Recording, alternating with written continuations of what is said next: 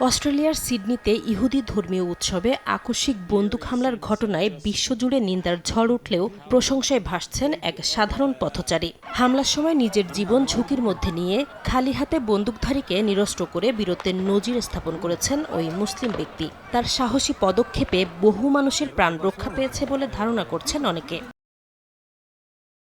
রোববার সামাজিক যোগাযোগ মাধ্যমে আপলোড হওয়া ভিডিওতে দেখা যায় একটি গাড়ি পার্কিং এলাকা থেকে বিচের দিকে লক্ষ্য করে এক ব্যক্তি এলোপাতাড়ি গুলি চালাচ্ছে।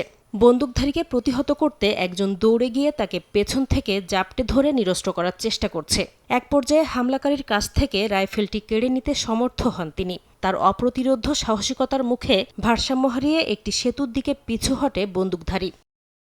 অস্ট্রেলিয়ার স্থানীয় গণমাধ্যমগুলোর তথ্য অনুযায়ী ওই পথচারীর নাম আহমেদ আল আহমেদ। ৪৩ বছর বয়সী আহমেদ সিডনির বাসিন্দা।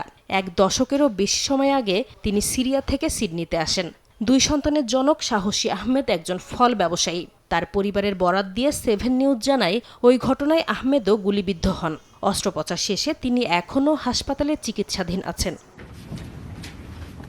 এদিকে নেটিজেনদের পাশাপাশি আহমেদের প্রশংসা করেছেন খোদ অস্ট্রেলিয়ার প্রধানমন্ত্রী অ্যান্থনি আলবানিজ। বন্দুকধারীদের গোলাগুলির মধ্যে নিজের কথা না ভেবে সাধারণ মানুষকে বাঁচাতে এমন সাহসী পদক্ষেপে তাকে হিরো বলে আখ্যায়িত করেন প্রধানমন্ত্রী।